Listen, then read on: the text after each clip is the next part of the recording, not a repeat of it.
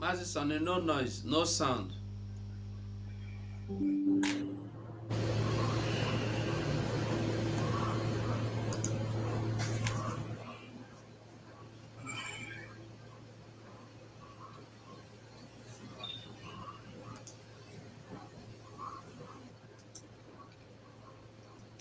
Where from now?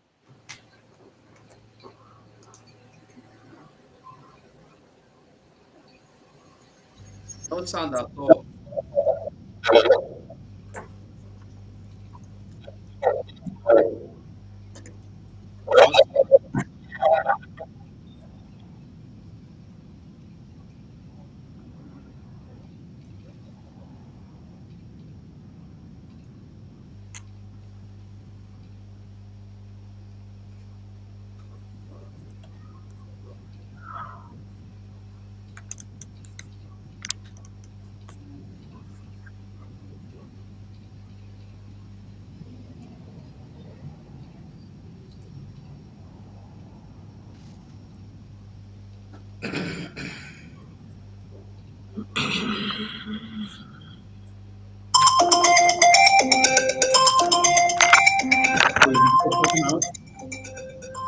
Only the ring of only the phone ringing.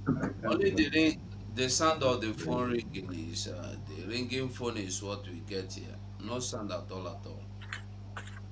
The sound of the phone ringing is ringing. Oh, Mazugo, I'm hearing your voice. The sound is out. There is sound. The sound is okay. It's sound. I'm hearing the voice too. I No, think it's okay. We are good to talking go. about Sonny, the our leader's prayer. He's playing, is not coming out. Understand this very evening. We are facing a very formidable array of enemies, both external and within. And we are going to overcome each and every one of these obstacles. That I can assure you, that they may know that the God we worship is an invisible God, not a God that was wrought by the hands of men. For we do not worship idol, and we can never ever worship idol. Is impossible. This very family, this IPOB, belongs to the Most High. And that is how it's going to be until Biafra comes and beyond to eternity. This evening, I want to place it on record that our enemies are intensifying their attack against us from every corner.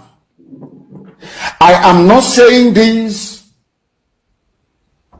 as lamentation or complaint. I am only trying to prepare our people for what is to come.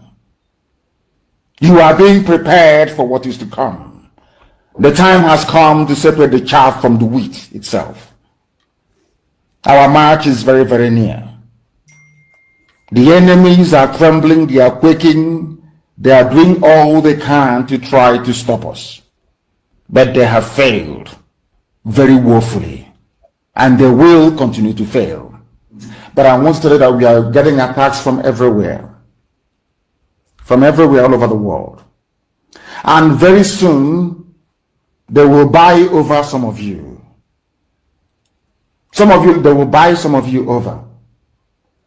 The spirit of Oba, Biasika, and Ifajuna are still in some of you. When the time comes, they will buy you over. I am not doing this program tonight to ask all of you to be strong. I am doing it to remind you, not that if they succeed in buying you over, you're not going to stop what we're doing. You can't. You cannot. Not in a trillion years.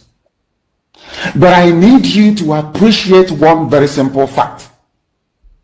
That at the end of this very race, everybody will testify that indeed Chukwukika Abiyama, the same God of Israel, of Abraham, Isaac, and Jacob, the same God of Ehiri in Aguleri, the same God of Umweri, the same God of Ora-Eri, the same God of Owe-Eri, the same God of Arochukwu.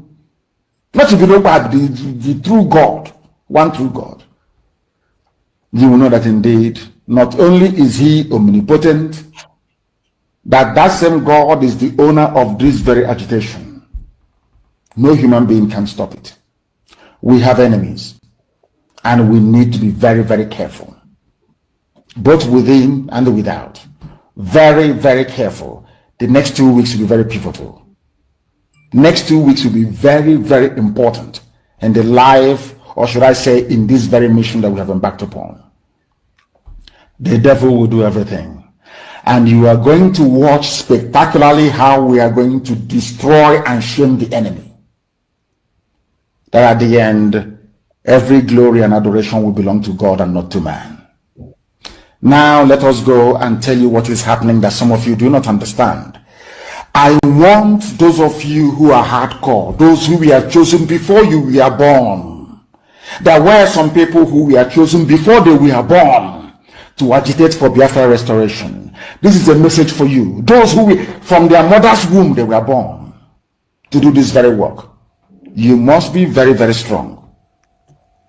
Because Biafra will open the eyes of black people all over the world.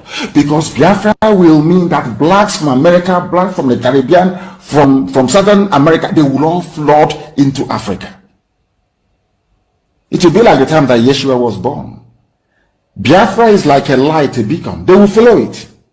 They will say, let us go and see what is happening there. That is what these no-colonialists do not want. They don't want Biafra to come. I am telling our people so they understand the mountains. I didn't say one mountain, the mountains in front of us that we need to overcome. And for us to overcome it, we need to be very strong mentally, mental strength. Just like when you're doing anything in life and it appears as if you are being buffeted from everywhere. That is the time that you no longer rely on willpower or your muscles. You go to your brain to endure and to persevere and to keep going until you overcome. That is the stage we are in right now. To make sure that our brain is in gear to confront everything the Janjaweed has to throw at us. We don't have money. Their budget is over $20 billion to fight us. They can bribe Facebook. They can buy them off. They can do anything they like. They can come to some of you and bribe you off. They can promise you what you've never had before. They can give you maybe a house in Dubai. They can promise you a vehicle. They can tell you, oh, we'll make you vice president. They can promise you anything to make sure that you're like them. But this very IPOB, this very hardcore is not going to move. And I will tell you why we can't move.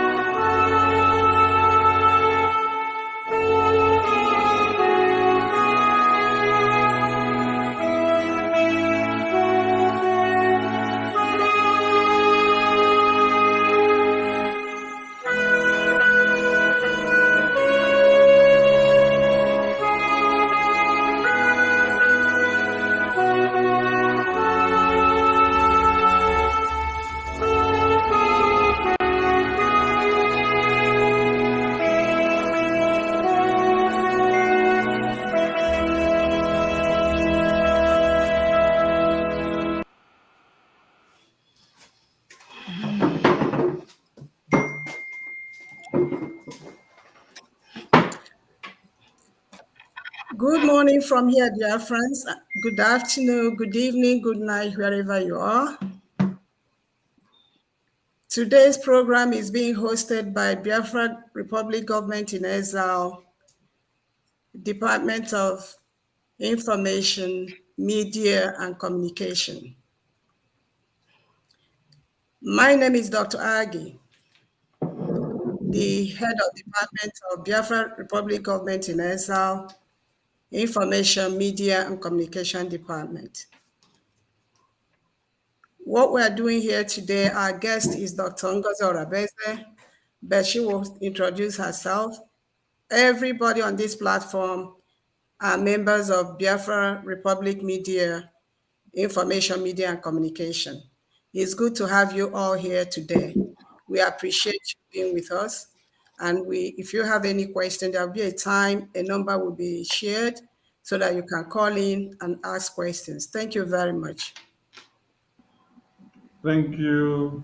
Thank you, our head of Department of Biafran Republic Government in Exile. It's good to have you in the studio after your first inauguration. And a big congratulations to you and every of your cabinet members and every other elected officials of Biafran Republic Government in Exile. So with us in the studio today is me. So after all of you don't know me finish now, okay, let us see the next person. Mazi, introduce yourself. Greetings, fellow Biafrans and lovers of freedom. My name is Raphael Chiamaka Jere, and I'm glad to be part of this Media, Information, and Communication Department of the Biafran government in Exile. Thank you. Thank you, Mazi. Bam, bam, bam. Here we have another man of oath. Mazi, introduce yourself. Hello, Biafrans. My name is Paul Onwubiko. We are working with 555 vision, and we are 555 vision. Thank you, all of us of freedom. Thank you, all comrades. Thank you, the Biafran communication media, and every lovers of freedom. We extend our greetings to our great leader, Mazi Nnamdi Kanu. Also, send energy, strength, and the wisdom, power of God of our ancestors to the Prime Minister of Biafra, in the name of Mazi Simon Eba. Thank you all. Thank you, Mazi. And we have another gallant man here. Mazi, introduce yourself, please. Okay. Thank you so much, Mazi Sonny. With love and respect to every member of this Biafra government in exile, the Information Media Department, and a special greeting to the special guest, Dr. Ngozi Orabueze, and special love and greeting to every member of Biafra Republic Government in exile, Prime Minister, and the love and prayer to our leader, Mazi Nnamdi Kanu. This is me, Ugo, Biafran Voice 247 TV. Stay tuned as everything unfolds today. Thank you. All right, thank you. This is not the complete team because this team can never be complete without all of you there on the comment section that is helping us to share and also speaking of in diverse ways. Dotland Media is there, Biafra Writers of Conscience is there, Gaddafi is there, Battlecry is there, Gloria Oku is there, Mouthpiece of the Gods of Biafra is there, The First Has Become the Last is there, Goodman is there, a lot of you, Dabereji is there, Ifeanyi Nwora is there. You people are too plenty. I know what we call the next finish. So, the media hands, I give una kudos for the work we do. Thank you so much. And together we move with full force. So with that being said, and without wasting time, let us launch in the big guest of the day. The big guest of the day you can see on the screen is the person we await to shatter some tables today. And I hope some of you go fit stand when she don't shatter table finish. Oh, we not take a music, na media we do. We know the point person. Okay, here is the amiable Dr. Ngozi Orabueze. Welcome, welcome, Dr. Ngozi. You have the floor. For your formal introduction, please. Thank you so much. Thank you for all you're doing. It is an honor to be here in your midst today. I thank each and every single one of you. I thank Dr. Agi for the wonderful job you are doing to kickstart the Biafra Government in Exile Ministry of Information. I'm so proud of all of you here. Well, my name is Dr. Ngozi Orabueze. I am a member of the Biafra Government in Exile, as some of you are aware. I am the Ministry of Health, the lead of the Ministry of Health. We have a Minister of Ministry of Health, but I'm the head of the Ministry of Health. I'm also a member of the oil and gas, a member, just a little member of the oil and gas. And by profession, I am a family nurse practitioner, certified. I'm also a psychiatric mental health nurse practitioner board certified. So I'm board certified both in primary care and in psychiatric. Apart from that, I had my master's degree. I had my bachelor's degree from Valdosta State University. I went to Walden University where I obtained my doctorate. So I have my DNP. I have my Doctor of Nursing in Doctor of DNP, Doctor of Nursing Practice, which is an equivalent of when you're going to say somebody have a PhD. So I have my doctorate in nursing practice, and also have a Bachelor of Arts degree. So I'm both an artist and a scientist. So I live here in the United States with my kids. So proud to be part of the Biafran government in exile under the leadership of Mazi Nnamdi Kanu and our Prime Minister, Mazi Simon Ekpa. I am really so happy to be here with you today. Thank you. Thank you so much. Please, our Honorable Minister, because some of us come from the quack areas. All these big grammars, you could use the one where it could be wire, so that our people could cap up. Because all these big grammar where you don't blow now. You tell me to recap one now, I don't go to recap anyone. Talkless of the audience, I mean, take a wire, where you go speak. Welcome. So, with us in the studio, we are full now. So, going to the discussion of the day, you said the first issue on your agenda is the need for Biafra restoration and why. The need for Biafra restoration and why. So that's the first point on your agenda. So you have the floor. Thank you. Thank you so much, Sunny. That question about the need for Biafra restoration is very active right now. And the reason why it is very active is because there's never been a better opportunity for all Biafrans to come together at this time and rescue our land. There's never been a better time. History is on our side. The international world, they are on our side. The local, they are on our side. There's nobody that you will present the case or the things that have been happening to our people that will not tell you, go ahead. The only thing that will tell you, do not be scared. Do not be afraid. Do not be afraid to move. We are at that point in our Biafra history right now, based on all the things that have been happening, to come together as one and move Biafra away from Nigeria. That is why, at this point, every hand must be on deck to make sure that Biafra exit Nigeria. Some of the reason why I say that, I'm going to start by explaining to us what a country is.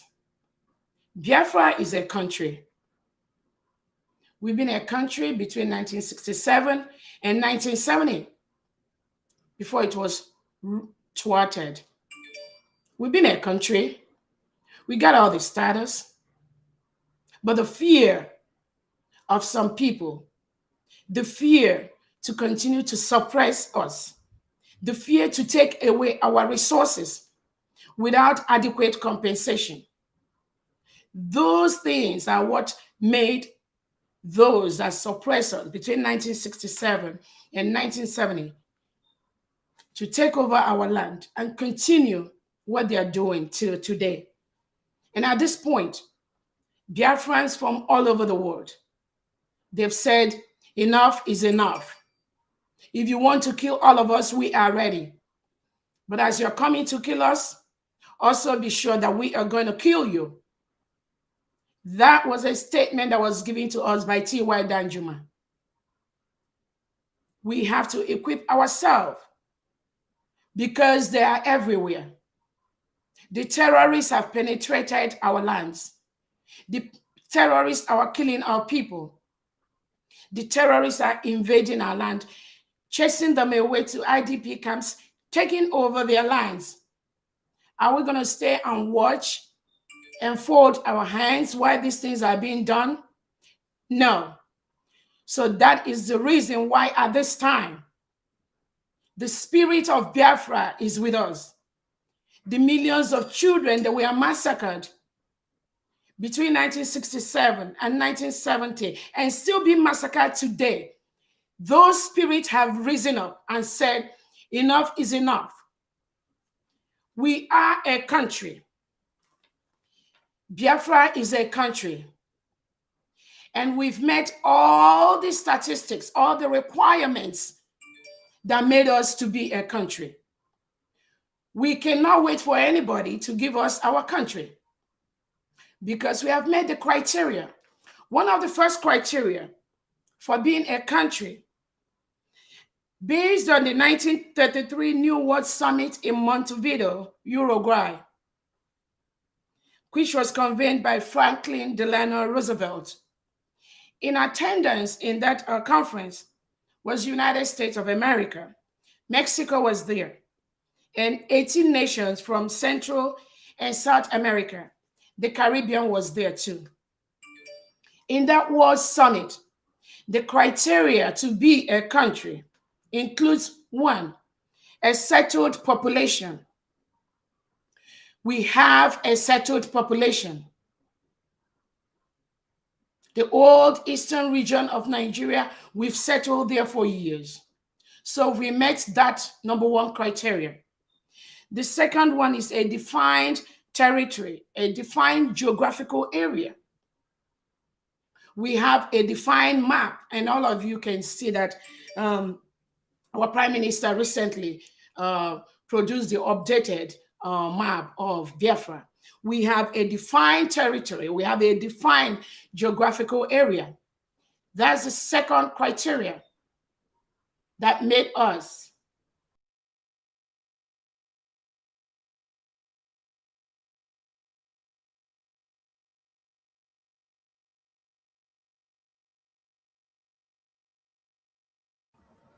I think we lost her connection. While we wait for her to return, we lost her connection. All right. Different members of the Biafra government in exile have had different appointments with different world leaders. So the ability to enter into relation with other states is another criteria that makes us a state. And the last one is the government. We have the Biafra government in exile that is pioneering the affairs of Biafra, both at home and abroad. So we met those criteria to be a country.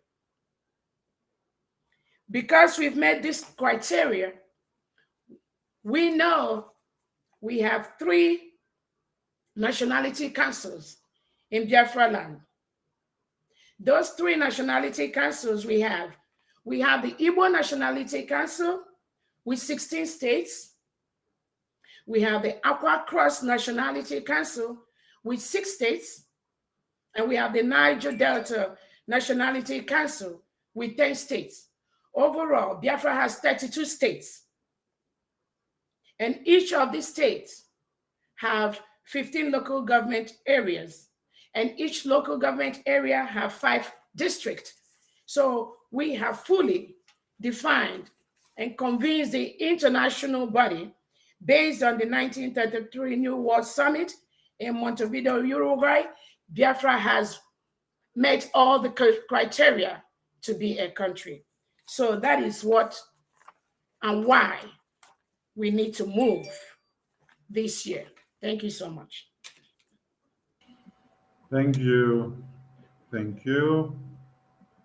And audience, if you have questions to the point raised, jot down your questions because I'm not hearing you. we will open the line for questions. And you make it very concise because we don't have much time. We have other engagement. Sorry, I can't hear you, Sonny. Is it from my own end or what? I can't hear you. Can others hear me? Can everyone hear me?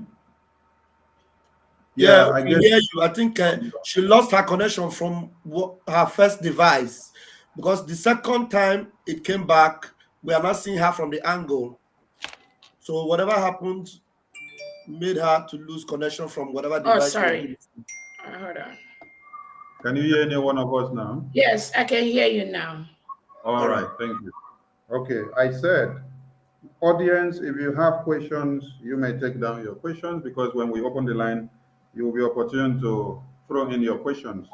But you need to be concise because we don't have much time because of other engagements that are ongoing.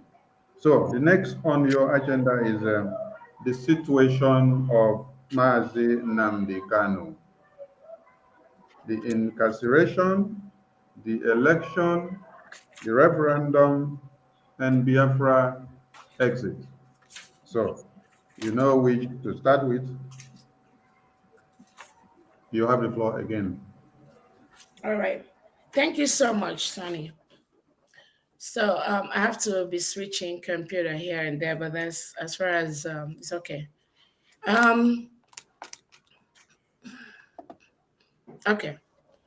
Now, the situation with Mazi Nnamdi Kanu, all of us are aware of what happened, how he was renditioned from Kenya to Nigeria, and how he's languishing in the DSS custody.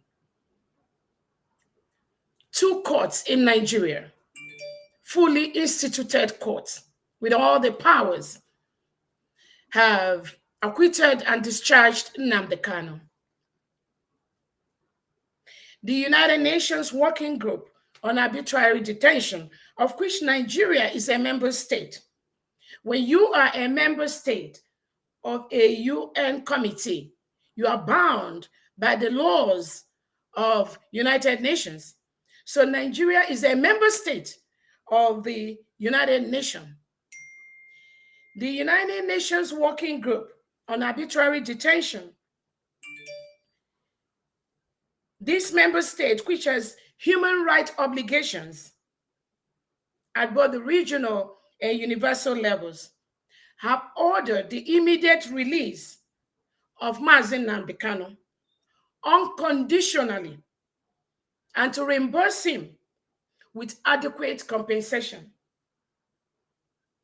for the arbitrary violation of his fundamental human rights.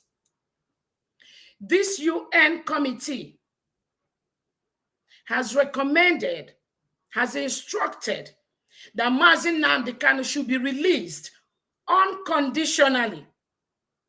Nigeria is a member of this United Nations committee. Unconditionally, and compensate him. Since last year, since 2022, up till today, that has not been done. The current Nigerian government and his legislators have refused to release Mazi Nnamdi Kanu. What did Mazi Nnamdi Kanu do? Nothing. Absolutely nothing, except what we are doing now. Self-determination is not a crime. It is a right. It is allowed by the UN Charter, by the OAU. Self-determination gives the indigenes, the citizens, the power to determine how they want to be part of a system, how they want to be governed. We have the right. It is our basic right. That is exactly the only thing Nnamdi Kanu was doing. But instead of the government to respect that opinion, they started killing people. They started killing everyone. Anyone that talks about self-determination, they eliminate the person. They kill them. That was how they ended up bringing Nnamdi Kanu from Kenya to Nigeria. Because of that, Biafrans have been calling for referendum over the years. Peaceful referendum over the years. We want to vote. We want to call a referendum for Biafrans all over the world. Because of the bad leadership in Nigeria, Biafrans are scattered all over the world. They live in droves. And we cannot continue to be visitors in other people's land, excel in other people's countries, while our own land is being ravished, while our people are dying of the basic health care that they need, basic amenities, they don't have it. And that is why we want to go home and make sure that our people get those services that we deliver abroad to other people to benefit from. We want our people to also benefit from that. That is all Nnamdi Kanu was calling for. Self-determination. Give our people the right to decide how they want to be governed. But no, because Nigeria is a country where there is an agenda. There is an agenda by those in power. So any other thing becomes an opposition. If you speak your mind, you become an opposition. You become a target. If you express yourself, you become an opposition. You become a target. If you march peacefully on the streets, unarmed, you become an opposition. You become a target. They kill you. How long are we going to continue to allow such heinous crime to be committed against our people? That is all Nnamdi Kanu was asking for. That is the only thing he requested for. And Nigerian government, with his agent, they planned. And with some insiders, we all need to know. Is the rat inside the house that told the rat outside that there is meat in the kitchen? But those people didn't know that the major tactics that Fulani uses to get people is divide and conquer. If they come into your house right now and they see that maybe I have 3 or 4 children, I love this one more. When Fulani comes in there, what they will do, they will get another child of mine and pay that one money to attack the other one. That's how they rolled over the years. And they are doing that in Nigeria today, as of today that we are talking. How long are Biafrans going to continue to allow the Fulanese to use them to fight each other, to sell each other? That was how Nnamdi Kanu get up where he is right now, languishing in DSS custody, dying. Recently, we heard there was a breakout of tuberculosis in the cell where he was. He was having nose bleeding. What did this poor boy do? Poor man do? What did he do? Except let my people go. Call for a referendum. And that is how he is there today. So the court, about two, has said, let this man go. The United Nations Working Committee has said, let this man go. But the Nigerian government has refused with the legislators, because once they buy them over, anything they say, they believe with them. They're still holding that man, denying him access to proper medical care. The Biafra Medical Practitioners Board, they've written to the government, they've written to the world leaders to compel President Buhari to allow Nnamdi Kanu to get an expert care outside the dungeon, outside the prison. That guy is slowly dying there. They refused. What part of the world do you have somebody who is just propagating for self-determination? You planned with the Kenyan government. You just, without going through the normal process, and you just move him into Nigeria and lock him up, thinking when you lock him up, self-determination is going to die. Really? It does not work that way. The kidnap and rendition of Nnamdi Kanu from Kenya to Nigeria has made some people that ordinarily they were not interested in what Nnamdi Kanu is saying. It has pushed them to come out and let the world know there is nothing wrong that Nnamdi Kanu did. All he's asking for is fairness, equity, justice, which is a hallmark of the growth of any nation. How can you grow a country where there's no equity? Major positions in the country, you divide it among your kinsmen. There's no justice. Some people are meant to be in jail. Some others are not meant to be in jail. There's no peace. All these terrorists that come from the Sahel, they were brought in by those that are the key players in Nigerian politics. They don't come for peace. The Fulanese, they don't come in for peace. They come in as herders, as marauders, and they move from one state in Nigeria to the other, displacing the indigenous citizens as they're doing this. If you refuse to be displaced, they will kill you. We've seen horrific pictures. And anybody that needed more information after my broadcast, give me your email. I'll be willing to send you the facts, the figures, the information that you need. They take over people's land. They kill them. They maim them. They butcher them. They rape their women. And they take over their homes. Not just in Biafra land. It happens all over Nigeria. We saw what happened in Benue, in the IDP camp. People were chased away from their original homes. And they still went to the IDP camps where the government put them so that they will calm down. These Fulani marauders still went to the IDP camps on Good Friday, this past Good Friday, and killed over 30 or 40 in Benue State, Nigeria, in IDP camps. And they target mostly the male children, the male youths, because they strongly believe maybe the male will come and fight back. How can we, the international world, how can we continue to exist in a country where these marauders come in with AK-47, sophisticated weapon, and they kill us? So we just sit and watch as they kill us and maim us. And this has gone over the years. It happened in southern Kaduna. They are killing with impunity every single day. We see where their people are being massacred.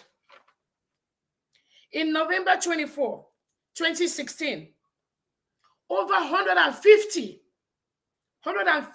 peaceful protesters were killed in Biafra land. Peaceful, unarmed, 150 shot at close range by the Nigerian government. The Amnesty International reported this, and I have the report. The Nigerian government, they sprayed acid. Acid were sprayed on innocent Biafrans just because they are conducting a peaceful march. We want to say how we want to be governed. We want to be part of the process. We don't want you to impose people that will come and take our mineral resources, take our wealth, take our homes. That's all they are asking for. We have the Ihamufu killing in December 18, 2022 by the Fulani herders. Over 50 innocent indigenous Biafrans were killed in Ihamufu for nothing. Nothing. They were unarmed. Nigerian government was watching as this was happening.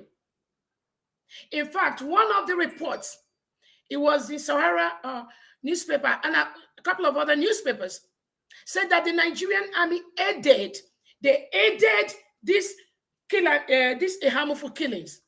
How did they aid them? They were standing by and they collude with the Nigerian military and police to kill these Biafrans. Kill men, women, children. They collude with them. It was on the newspapers. And if you want, after this report, I'll send it to you. How can we have the people, the military, that's supposed to protect us, protect the lives and property of the citizens, and the police that was supposed to protect us, now turn against to aid the terrorists to kill these people because the government supports them? And then when our people, when our young men and women, when we try to resist, the Nigerian government will send the army to attack us. When we try to attack these terrorists that are coming, they will now send a higher weapon. They will bring the aeroplane, they will bring the jets, they will bring the fighter, the bomber jets, they will bring everything. Because these military equipment Nigerian government have, it is our tax, it is taxpayers' money. But when the Nigerian government and these administrators, remember, it's not just the government, it's also these Biafran governors, the Southeast governors, South governors. They collude with the government. When they see that they cannot withstand our men and women, what they do, they send the military to attack us. We all see the recent Aba march. The march in Aba by indigenous people of Biafra. Indigenous people of Biafra are never terrorists. We stay in our own land. But for the Nigerian government to continue to do the killings, to suppress and oppress us, they term IPOB terrorist. Tell me where in the world you have seen any IPOB member coming to conquer, occupy somebody's territory and kill. We don't do that. We don't do that. But why did President Buhari do that? He did that so that the world will start attacking us, so that the world will start seeing us as terrorists, even though we're not. We are pure innocent Nigerians from the southeastern, south, and southwestern part of Nigeria. We are just asking for fair equity, fairness in the government of Nigeria, but they refuse. Instead of listening to us, what they do is to unleash soldiers, military, to kill us. During the recent Aba march, over 30 unarmed, innocent, indigenous people of Biafrans were killed on close range by the Nigerian government. What country does that? What country does that? We have different types of things you can use to stop people if you feel they are marching and maybe they are becoming violent, which they did not do. You can use rubber bullets. You can use tear gas. Those things you can use. That some of you travel to civilized countries and you see what they use. You see how they do it. Why don't you implement the same thing inside Nigeria?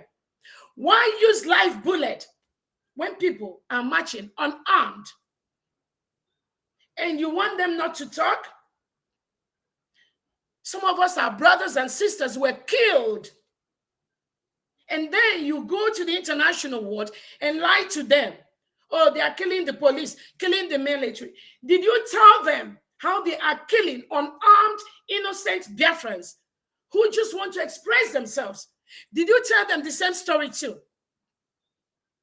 If T.Y. Danjuma, who is an ex-military chief, has said, the Nigerian government, military and police, they collude. They collude with the terrorists.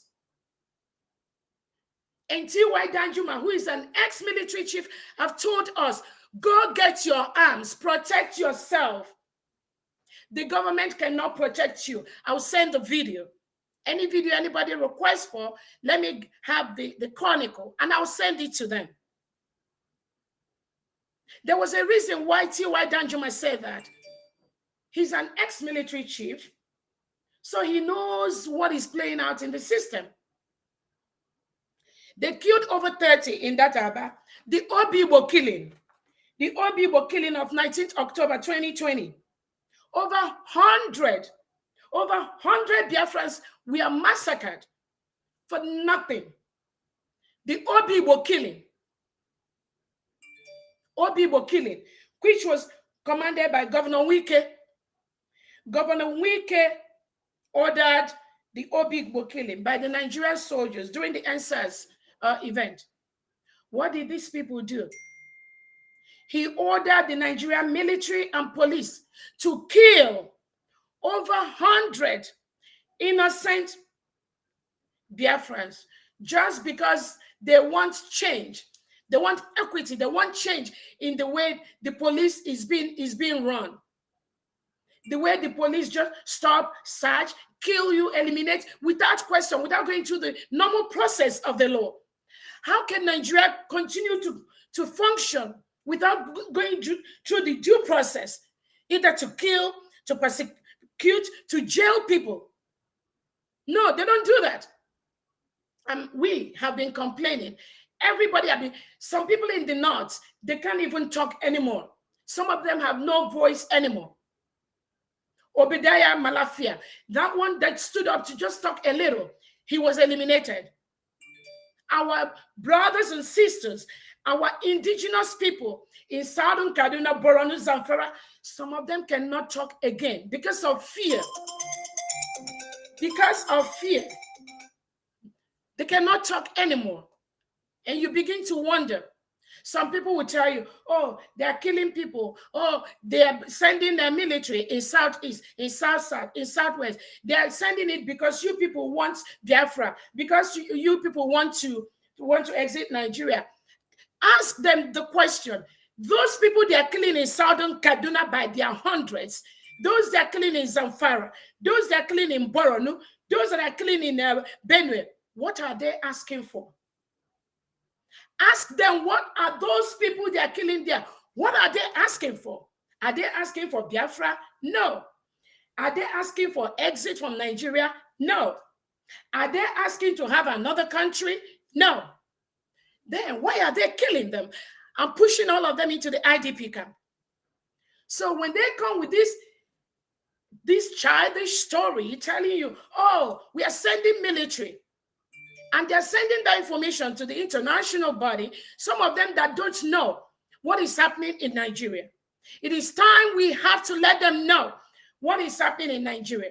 Some of us have had the opportunity to meet leaders in this country, and they said, I didn't know this is happening in your country. Why are you all keeping quiet all this while?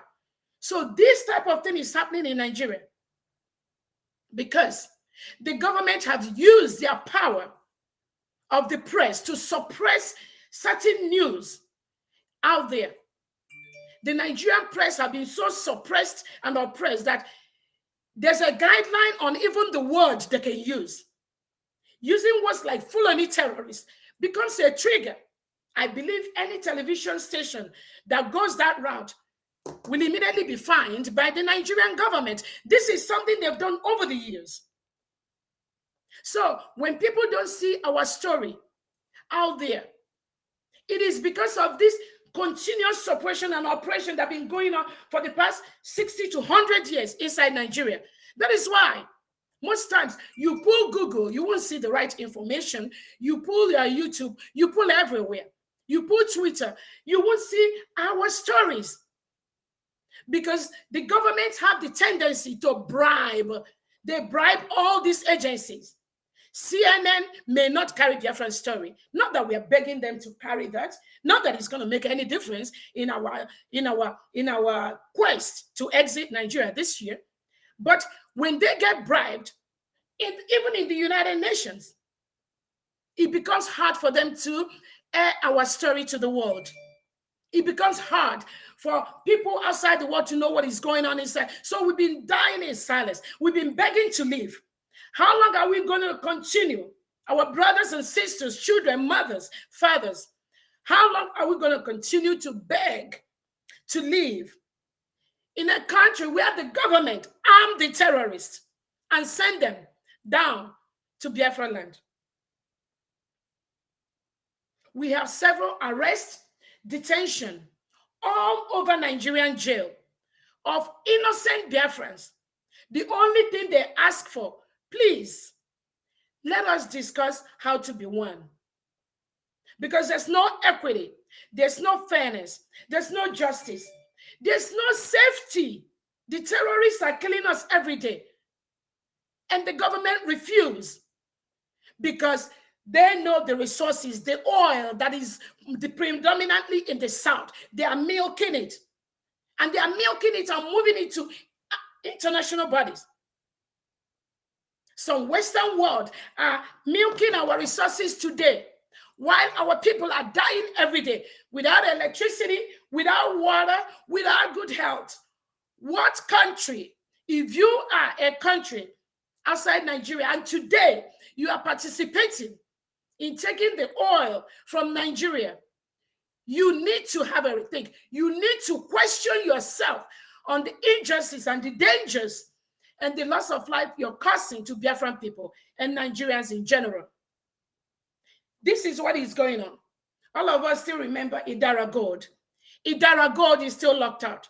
Poor innocent girl from her 19-year-old, she's still locked up today because Buhari believes that Idara Gold is talking about Biafra. What did she do? What did the innocent child do? And so many other people languishing in jail.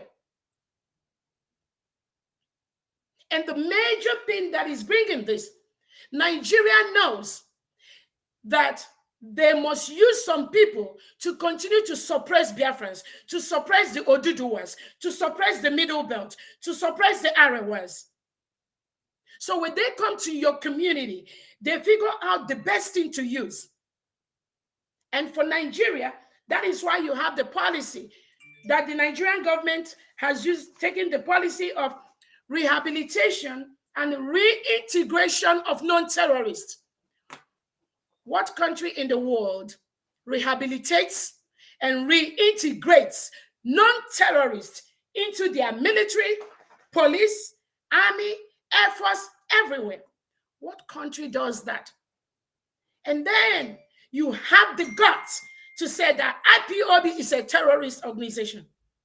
But you, President Buhari, Nigerian legislators, you passed the law. Because I believe before any policy becomes activated, the legislators have to pass it. The House of Rep and the senators. You passed a law for Nigeria to rehabilitate and reintegrate non-terrorists into the security system of Nigeria. What do you expect? What do you expect when you see Nigerian military burning, using the gun, you all have the video, using machine gun to be on close range, burning, shooting, burning people's home, shooting them at close range. And they don't care. Where do you think those people are coming from? The indigenous Nigerian military and soldiers that are trained, they don't do things like that. But because the Nigerian government has passed this policy to reintegrate and rehabilitate non-terrorists into the Nigerian military police, that's why the chaos, and they know the reason why they did that. That's why when they go to Biafra land, they don't care, because they have an agenda to meet. Kill, maim, occupy, rape, it don't matter. And because of their orientation, they come from a different orientation, from the Sahel, different religion, different ethnicity, different background. Killing is nothing to them. Beheading people is nothing to them. Opening and ripping up a pregnant woman's womb, dragging the kid and flogging the head on the cement is nothing new to them. And some of you expect we are going to keep quiet and allow this to continue. No, it's not going to continue. Let me stop there. Thank you.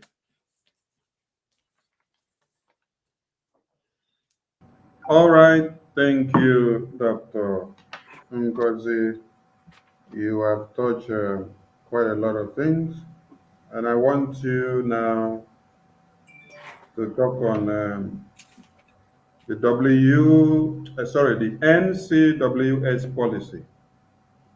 The NCWS policy is an acronym for something, so you will help us to understand, and also the misrepresentation of what people are saying about the NCWSC and how it will connect and help what we are doing.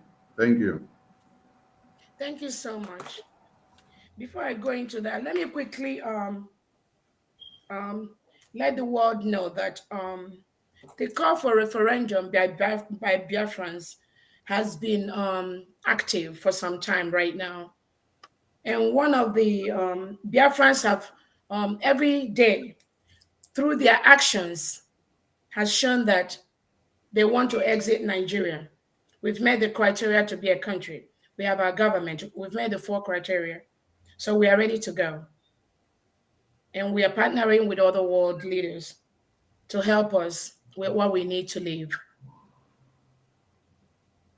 Calling for referendum by Biafrans has been on the table for years. Nobody wants to address that. One of the ways that the Biafrans have consistently shown that they want to leave Nigeria is through a referendum. I'll call it an indirect referendum by the Monday sit at home that has been going on in Biafra land for the past almost 2 years right now. I want to let the world know. For the past 2 years in Biafra land, every Monday is a total shutdown. All markets are locked. All businesses are locked. All banks are locked. Even the police stations are locked. Every Monday in Biafra land today. And that has been going on for the past 2 years. The success of this Monday sit at home is no other person than the current Prime Minister of Biafra government in exile, Mazi Simon Ekpa, and Wada Azoka Charles Nwankwo, and the Umuada, the whole media people, the executives, the Biafrans themselves, that has made sure that we continue to sit at home every Monday until there is a referendum if they want it, or Nnamdi Kanu is released if they want it. The call for referendum, the call for Monday sit at home is something that at this time, I want to let you know, every true Biafran has been a part of that Monday sit at home. So when you go out there and hear some people say, oh, we don't support Monday sit at home, it's just few people, tell them, let us do a referendum then. That's the only way you gauge the pulse of the people. You gauge the pulse of the people through a referendum. It's not by saying, oh, some people are not supporting referendum. Oh, it's just few of you. Call for a referendum. The Nigerian government is afraid to call for a referendum because he knows what the numbers are going to look like. That is all we ask for. It is a civil thing. Nobody needs to kill each other. Nobody needs to touch each other. Call for a referendum. If the majority of Biafrans say, oh, we don't want to leave Nigeria, then produce it and for the referendum, we are going to request for an independent United Nations body that will conduct a referendum in Biafra land, and it must include all Biafrans living abroad and all Biafrans living at home. That is what the referendum is going to entail. Because most Biafrans, they've traveled, they left Nigeria because they are afraid of their life. The Fulani terrorist government have chased majority of Biafrans away from their homeland. Any referendum has to be an independent United Nations body that will include all Biafrans living at home and living abroad. I'm a Biafran and I'm living abroad, and I should be part of that process. That is the referendum we are going to accept. Then, another thing I want to bring to your attention is this. While the Nigerian government has been trying to oppress our agitation for freedom, they've gone that through so many ways. The other time they banned Twitter. What government in the world bans Twitter? Just because people are getting information from Twitter. Then the next thing, they have to invite the Finland government. Oh, come here. We have your citizen, Simon Ekpa. He's a terrorist. He's doing that. They are the main terrorists. Every Biafran and in the world should know today, Simon Ekpa is the good guy in the world. Most of the things that have happened today, without him, nobody will know what's happening in Biafra land today. He risked his life, his job, everything he has. He risked it to let the world know what is happening in Nigeria today. What did the Nigerian government do? The Nigerian government, through the information minister, have to summon the Finland government ambassador to come and warn Simon Ekpa. He's going to disrupt our election, blah, blah, blah, blah, blah, because that's how they roll. No intelligent Nigeria can roll like that. They say when they go low, we go high. And thank God, the world is beginning to see all the things Fulani has been hiding from them. And they were able to see that Simon Ekpa is a good guy. Because Nigerian government has used their money. Remember I told you about using money to buy those people that believe in the same thing with you and using them against you. They divide and conquer. That divide and conquer status is what today I plead with all Biafrans to stop that. Stop it. How long are you going to be bought over? The Southeast governors, when the harmful killing happened, none of them talked.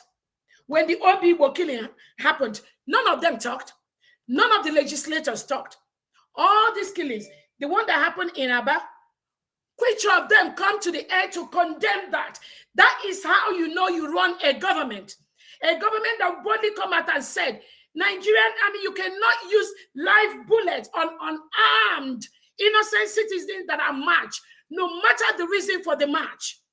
Even if they are marching to remove Buhari today, which they were not. They were marching for you to release Mazi Nnamdi Kanu and call for a referendum. That's all. Did any of the House of Legislators come out to condemn that? No. Did any of the governors come out? No. Even the ones you have that are working with the Nigerian government executive, did you hear any of them come out on the national daily to condemn the Aba killing? No. So what makes you think, as a true Biafran, you can continue to liaise with people like that? What makes you think they have your interest at heart when they've killed your brother, killed your sister with live bullet, and they have the option to use a rubber bullet or use a tear gas? So there we have their life. People that don't cherish your life, somebody that can easily take away your life, what business do you have with that person? So I use this opportunity. Thank God for Simon Ekpa, because without him, I don't think there'll be anything like Biafra land today or Southeast Nigeria. Thank God for stopping them. And we're going to use everything in our power to stop them and continue to stop them.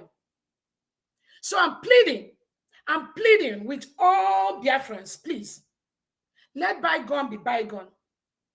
In every struggle, there might be mistake. Even in your office, not everybody likes you.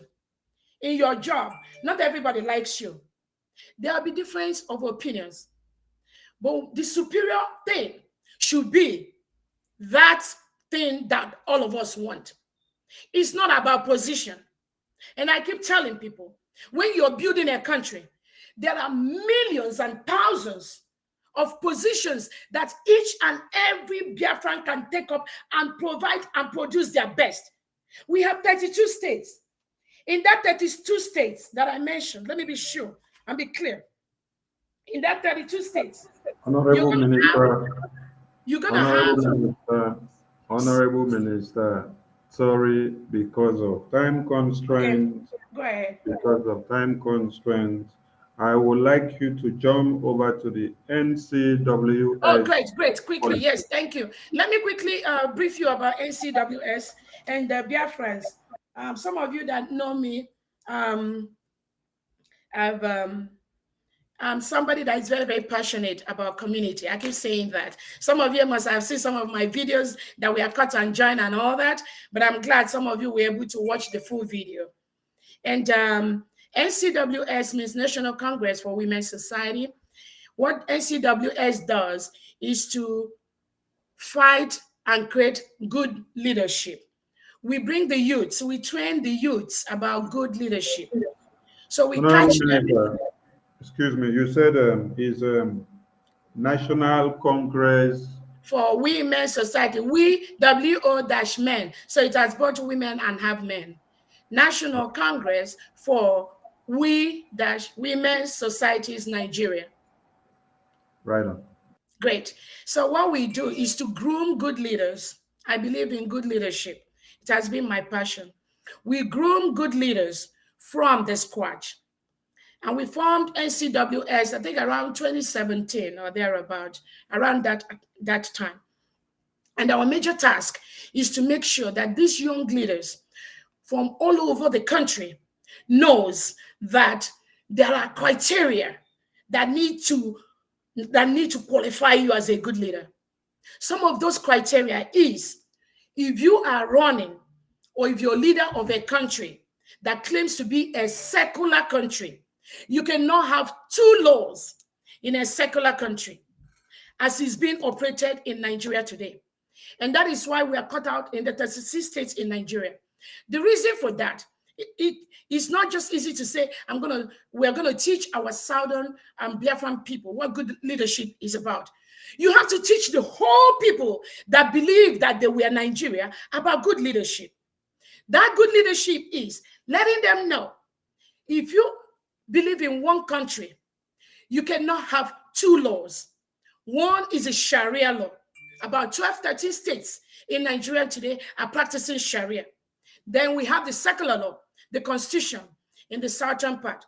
We teach these young leaders from the start, if you become a leader, whether you're a House of Representative member, whether you're a senator, you must make sure that such laws are broken down, because that is the only way you can build a good society. So they learn all these things in NCWS. As they go, they are beginning to question the authorities. That is why even in the North today, You can also see the agitation for good leadership. Those are some of the things that NCWS teach their members. We have a policy. NCWS had a policy which was generally agreed on before this election. NCWS agreed there will be no support for any presidential election in Nigeria, for no presidential candidate. It was a resolution that was passed by the whole organization. You can ask anybody. We are all over the world. Call any member, ask them, what is the resolution of NCWS towards Nigerian election? We are passed a resolution. No NCWS member will participate in the Nigerian 2023 presidential election. The reason we say that, we arrived at the conclusion that none of the candidates met the criteria to be the president of Nigeria. We call for referendum. We call for restructuring. We call for Biafra exit or Oduduwa exit. But the thing among us, and again, that's what I used to say before, some of these people, our own people that are being used, the divide and rule thing, we see that inside us. So they want to portray NCWS, very beautiful organization that have trained thousands of leaders all over Nigeria. And you go and meet them and you speak with them. The stoning of Deborah, it was NCWS members in that state where Deborah was stoned that was carrying it all over the media. You cannot stone a Christian who just happened to be in a Sharia state because she does not understand what Sharia is all about. And she said something about Prophet Muhammad, then you all started stoning them. It is the NCWS members in those states that were in the forefront. They publish it in their local papers that this cannot continue to happen. Even when people like our leaders, Atiku condemned it on his Facebook page, after some hours, he took it down. So that is what NCWS does. And I don't know if you have any other question on that for me. NCWS policy. Now, how will it inform us on the Biafran cause? Okay, so NCWS is an organization. Biafran cause is what I think we have to focus on. Biafran cause, because if I want to bring all the 36 NCWS members to come and be talking Biafra, that might be, some of them may not even know what you're talking about. So we have to focus on Biafra restoration. And Biafrans that want us to restore Biafra, that should be our major focus. What are they doing in their private moment, in their public moment? What are they campaigning for? What are their behaviors? Are they setting up people in our homeland to fight our ESN? Are they bumping us against each other?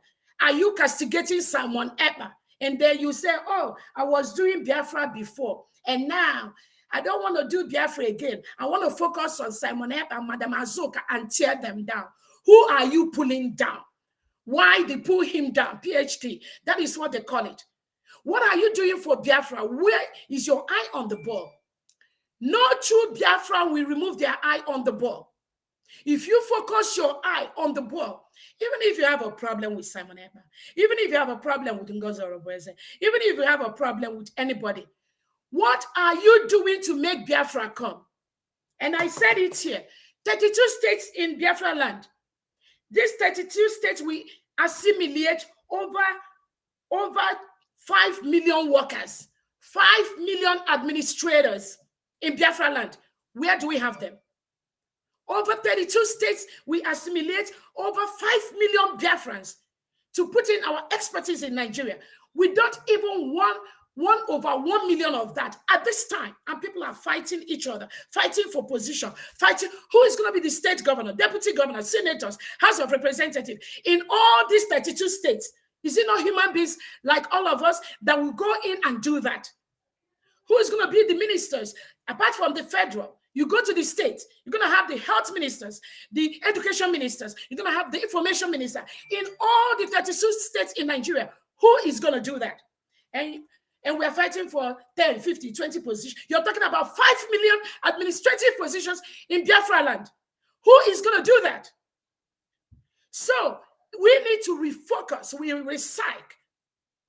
All those menial things, you come on air, you come on your Twitter page, on your YouTube page, and you're destroying your fellow Biafrans.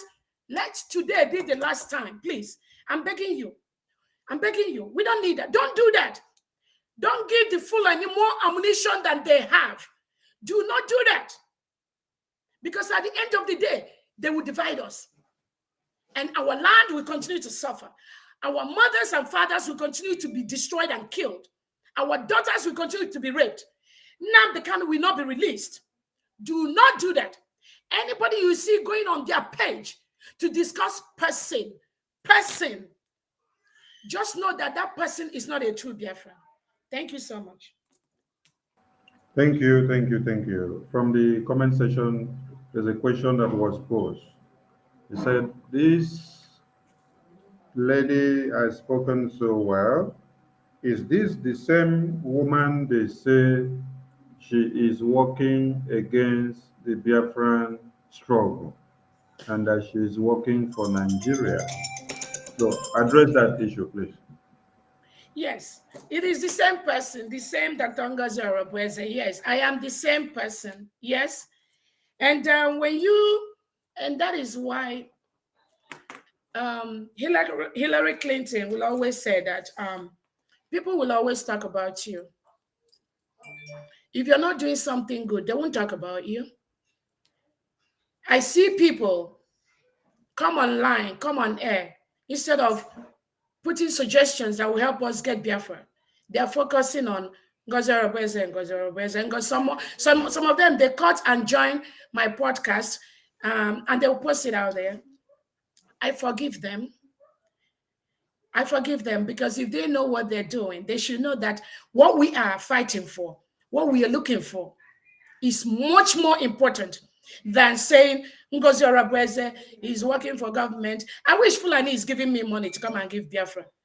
I will go and ask for the money. How we may go, and Biafra. I'll be so happy. But because I call, we mobilize people. Now, Yokwa people, because they are a donation.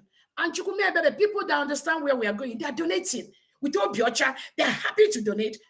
Because I am man na scissors wage so Fulani ogo. You can't fight the terrorists with knives and saying, oh, God already gave us Biafra. God give us Biafra, but you must equip yourself with the tools you need to get Biafra. What are those tools? We must equip ourselves the way Fulani is equipping themselves. Those people that carry AK-47, Danjuma has told us, if you know where they are going to get that, go get it yourself. How are we going to get it? So we need money. We need money to be able to get those things. So happen then I say, Ngozi Orabueze, they don't exist. Those are the list of our problem, if you know what I'm talking about. People that will come out and say, when you see any Biafra that give more than $100 or $200, that means Onyanwa is working for the government. That shows you how low their IQ is. That shows you how low level some people's IQ is. That shows you how low they bring Biafrans. Biafrans that are the biggest industrialists all over the world. What is $5,000 that you want to give to Biafra restoration? What is $10,000? But some of these people that have done this thing for 100 years, they believe if you've given more than $10, then if you give more than $100, oh, you're working for the government. Do we have to waste our time on people like that? No. Please don't do that. Don't do that. Thank you so much. Thank you, Honorable Minister. We're so happy to have you. And the way you've addressed this last question that was raised by someone in the comment section has already taken care of every doubt that was there and every blackmail and propaganda that was there. And Biafrans, I want to remind you something, and lovers of freedom and also haters of freedom, and those that have decided to work against the freedom of the Biafran people. If you look beside our minister there, you can see the dragon shield. You can see the dragon shield. That dragon shield did not develop wings from heaven and then situate in her board. She got it out of our job of excellence. And that happened from our fundraising. So when you want to start, think of how to pedal it so that you know where you're channeling it to. She made a very good point. Our lines are open. Please throw in your questions. Call in. Only with this number on the phone. Call in from WhatsApp or Signal or Telegram. And we don't have much time because we have other engagement to hook up to. She made a good point where she said, even if Fulani will give me money to bring for Biafra, that would have been a better option. Just like when Gaddafi would say, if Fulani want to give me Biafra now, I go follow and push him because na Biafra won't give me. Had it been they kidnap Mazi Nnamdi Kanu, then they bring the Biafra that same day, everybody would have been rejoicing. So we want to appreciate our Dr. Ngozi Orabueze, who has not relented in what she's doing for Biafra and for her people. My HOD, I bring you to the screen so you can say something before calls start coming in. Biafrans, the lines are open and then you can push in your calls. Thank you so much. Thank you very much, Mazi Sonny, and thank you, Dr. Orabueze. Dr. Orabueze, on all points you addressed, yes, part of the problem, some of the people that are talking about you, saying you work for the Nigerian government and all that, you just hit the nail on the head. I wish they could give me as well. I like to donate more. And the essence of people, we all tend to look at ourselves from our own level, situation, and all that. God did not create us all equal in certain things. So when some people are blessed, it doesn't mean that there are people who have more money than Dr. Orabueze and all those that have been donating, but they don't want to donate. So when we talk about money, as for those social media people carrying all this, talking about Dr. Ngozi Orabueze, I hope henceforth after today, anyone that is talking about Dr. Orabueze don't mean well for Biafrans. So just ignore. You don't have to defend her. Share this video. I don't see anyone who is fighting for the Nigerian government or who is working with the Nigerian government at the same time working for Biafra and is open with her credentials and her face. Those of them that work for Nigerian government, you don't see their faces. You all know who we are talking about here. They don't. You can never see their faces here because they are hiding behind the scene and causing all the commotion. So some of them is poverty. So if they can, poverty of the mind, I'm not talking about poverty of finance. When they can't donate $1, when they see someone that is donating $100, it makes them as if you stole the money from somewhere because they are poor at heart. So Dr. Ngozi Orabueze, thank you very much for all the questions you've addressed. And Mazi Sonny, thank you as well, and continue to be anchoring this program. Standing by. Thank you very much. Thank you so much, ma'am. Thank you, my able HOD. Dr. Ngozi, before we pick any call that comes in, with your experience as a medical practitioner, when we heard that MNK was throwing up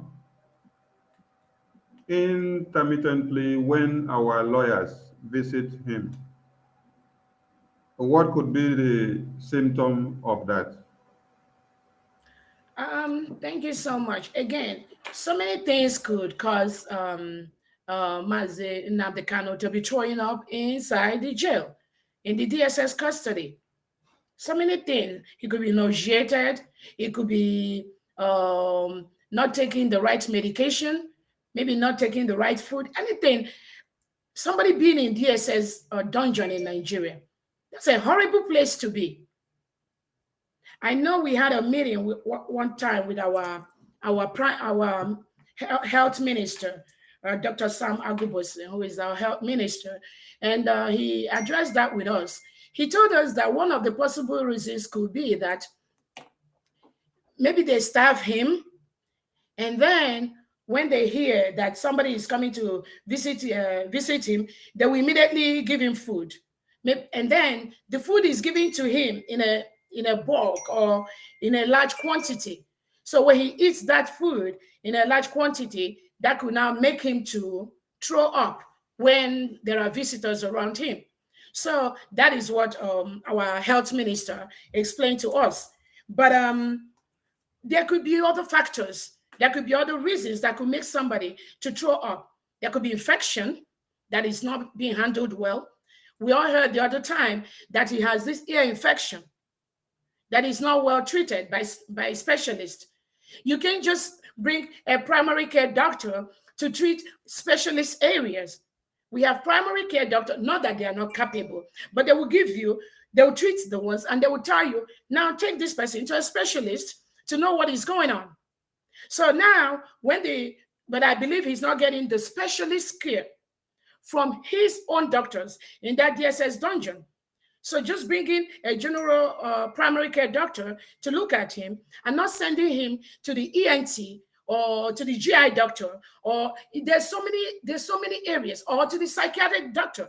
He's going through depression.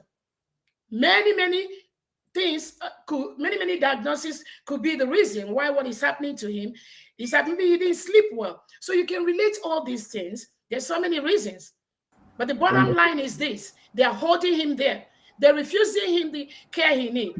We've written, the Biafra medical practitioners, we've written to them to release Nnamdi Kanu. It was published in Nigerian newspapers, and I can send it to you or whoever wanted. And they read it. But they still refused to release Nnamdi Kanu. What did that guy do to him? They want to kill him, and they think if they kill him, that they'll be okay. So many factors could lead to that. Thank you. Thank you. With the advent of bringing in tuberculosis patients into a cell room, what are the dangers that await his own health? That is very, very dangerous. That is very, very dangerous. There is vomiting, and there's so many things that could go wrong. We have to get the fact from Nnamdi Kanu, and but I know he has told us that they brought somebody that have tuberculosis in their own compartment, which is wrong. How can you have somebody that tested positive to TB and you're circulating the person in a general environment? The person is supposed to be in a specialized room with a specialized air monitoring to make sure that the breathing the person is bringing out is well suppressed, that it doesn't go out from the room. How can we run a system like that? And that is part of what we are going to be looking at in Biafra government and in Biafra as a whole. We must make sure that things like this never rear its ugly head in Biafra land. So they reported that, and he said it, which I believed him. So every other person there could also be infected with TB, with tuberculosis. And the treatment for tuberculosis is not just something you treat one day. It takes months to treat tuberculosis. And are they doing anything about it? No. It's just so frustrating. And that is why Biafrans, true Biafrans, Oduduwas, middle belters, even the Arawas, do not relent in your effort to create a better world for you and for your children and for your parents. Either way you want to do it. For Biafra, Simon Ekpa is already showing us the way. And that way we must follow. Thank you, Doctor. Thank you. My phone line is open. Mazi, do we have a caller? Yes, a caller is here. Okay, Mazi, go on. Ask your question. Okay. I come from Germany. My name is Kechuku. First of all, I will thank my sister that is talking here. It's very, very good. His explanation is very good. I can understand very well. Well, I have only small question, please. To ask. Go on. This question is about people, because as you people are doing is very good, but you have something that it worries me a lot.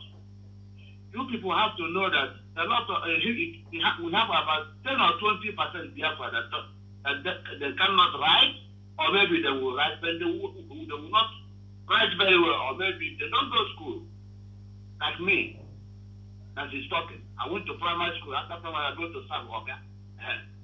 So you people have to think about us that didn't go to school, university, and so on. So know how you switch us in for your government, because we don't go to school. Doesn't mean, like me, I live outside more than 30 years.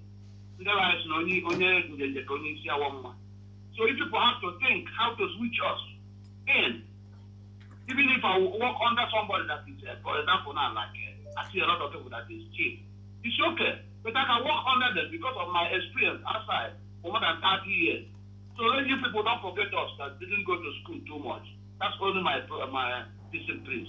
Sorry that I talked that because it's another topic. But help me, please. Talk about it, please, my sister. Please. It's very important. Thank you, caller. That is Thank you. that is a concern raised, and my minister have had it, and that will be submitted to the government in Excel, and that will be looked upon in consideration. Thank you. And I also wanted to add to the last speaker, I hear you. Such concerns is genuine, and that is why sometimes you see people go out on their way to do things that ordinarily they won't do because they get frustrated. Because they believe that they've been forgotten. And that is why I said so many millions of Biafrans are going to participate in Biafra building. But at the local government level, the state level, the federal level, we have the Biafra Recruitment Department. We have that list. We've been sending it out to the whole world for the past 1 year. If there's anywhere in that list where you think you belong to, please just go and submit your resume to biafradepartments@gmail.com. biafradepartments@gmail.com. We've been talking with so many Biafrans. Education, we have so many educated illiterates. It's not about education. Everybody has a role to play in building Biafra. So it's got nothing to do with education. But it got something to do, being able to be passionate about what you want to do and where you want to do it. You don't have to have a master's or PhD degree to do an artwork like a dragon like this. But we all know how much this was sold at. It's not about education. It's about your passion. It's about what you want to do. It's how you want to help Biafra. So submit your resume at the Biafra. Sorry, I have a dog, because at the Biafra departments@gmail.com, or send me your information. My number is 770-329-7339. Send me just what you can do. I can just maybe pull it together, maybe submit it to that Biafra Recruitment Department. So yeah, do not feel that way. And I hear you, but we have millions of positions that Biafrans have to occupy to build the Biafra. Let us raise the money first. We need money, because with the money, we can be able to buy the things we need, like T.Y. Danjuma told us. Those that are producing it at home, please keep up producing more, because we need it for self-defense. When Fulani comes to kill us, we have to attack back. If you don't attack back, they will kill you. And they're all over. We don't want to be in our homeland and somebody will come and kill us. Thank you so much. Because of time, Mazi, you have a question? Yeah, there's one fellow that is constituting nuisance on my YouTube. He's lucky that they've not blocked him, but anyway, he asked a question and maybe he needs an answer. I've asked him to call in anyway. No, some of them may be trying to call, but they can't get through. The name of this fellow is Chiem Obunike. He said, my question to Dr. Ngozi is this. Do you think it is right to be working for an organization that Nigerian government supports and at the same time fighting for Biafra restoration?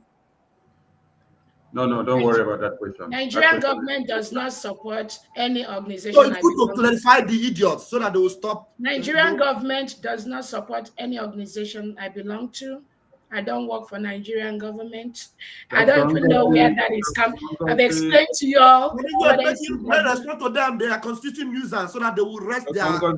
You have already addressed that issue. I mean, everybody's entitled to their opinion, but I've clarified that. Thank you. You have clarified that already. The person is just taking us backward.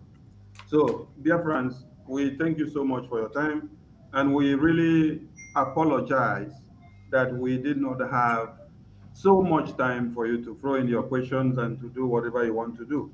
As we speak now, we have another engagement to hook up, and others are ongoing. So we will draw the curtain on this broadcast here and now.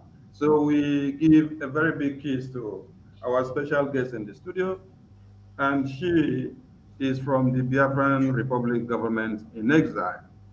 We have many other hands there.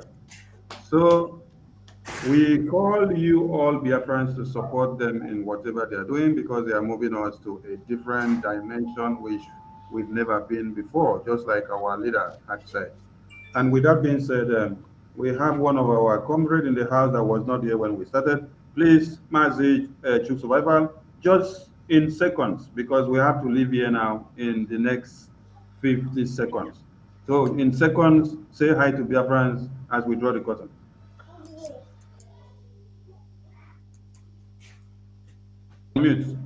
Unmute.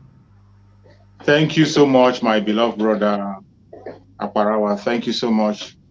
And I appreciate all the Biafrans that are watching. I appreciate mostly Dr. Ngozi that have joined us. I say, may Chukwu Okike Abiyama continue to strengthen you. I'm so sorry that I came in late. I actually miscalculated the time, because of the different time zones where we are. That was why I come late. So I sincerely apologize to Biafran people, and I apologize to my beloved sister, Dr. Ngozi, and our minister.